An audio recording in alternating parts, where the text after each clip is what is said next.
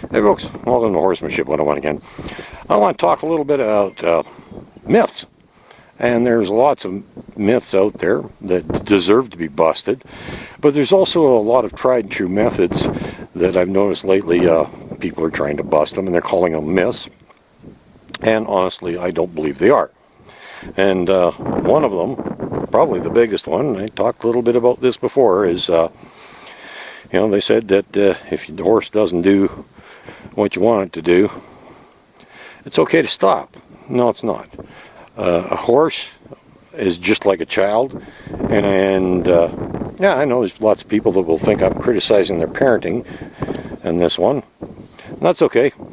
You can think what you want, but fact of the matter is, this is a simple fact: is horses are like kids. If they get away with something once, they will do it again. They will at least try it once, and if they get away with it a second time, and you don't follow through, they're going to do it a third time, and you're screwed. You're never going to have control over that horse. Then there's also the next thing that follows into that is the leadership dominance thing. A lot of people have an issue with that. They think, oh, you're just being a big bully, you're being cruel, you're like you got this brainwashed idea because there's so many different methods of horsemanship that say that you have to have dominance over the horse. Well, that is true to a point. Now, some of them take it way too far, and all within a certain realm of horsemanship even.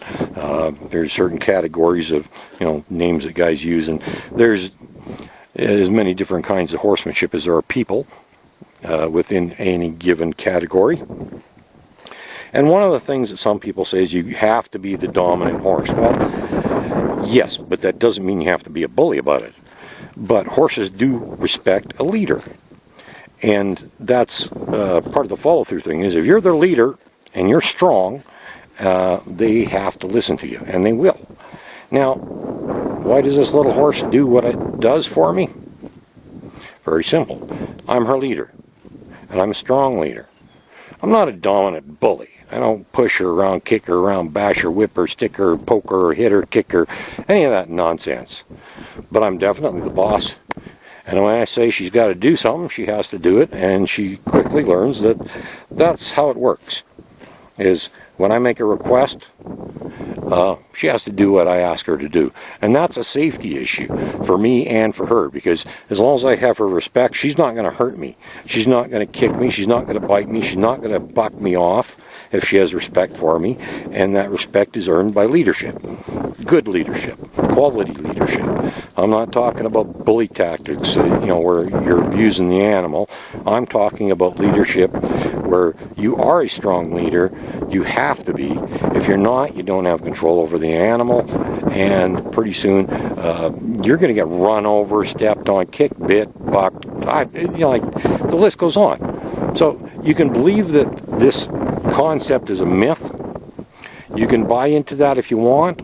I can't stop you, but I'm telling you that if you are not a strong leader for your horse is not going to trust you, and it's not going to respect you, and you will have problems, and eventually you will get hurt. It's not a case of, being mean to the animal. I have extremely gentle methods. I have never disciplined this horse, ever. I have never done anything to her physically to discipline her, ever. And yet, I have a relationship with her where she will do whatever I want. I don't get back talk from her. She doesn't disrespect me. She doesn't hurt me. This little horse is never, ever going to hurt me. I have complete trust in this little horse. Now, that's not something you can be foolish about either, because I know lots of people go, oh, I know my horse. I trust my horse. You know what? And they aren't good leaders, and they are going to get hurt. That horse is not going to respect them, and someday they're going to end up eating dirt, or they're going to get kicked, or they're going to get bitten, or something is going to happen bad, because they think they have a connection with the horse where they are the leader, and they think they can trust their horse, and they're making a very foolish mistake. And if you don't believe in the leadership dominance type thing, that's what's going to happen. And you can listen to people that say that's a bunch of quackery and end up getting hurt, or you can take it seriously and do it properly, which, as I say, doesn't mean you got to bully the animal. You don't have to be a jerk about it. You do have to be a strong leader. The horse has to learn that it can trust you, that you're going to keep it safe no matter where you are or what you're doing or where you ask it to go, and you're never going to have problems, okay? So there you go. That's our subject for today. We're going to end that one now. I could go on for a long time on that one because it's incredibly important. Your position in your relationship with your horse is incredibly important. People don't get it. People want to blow it off.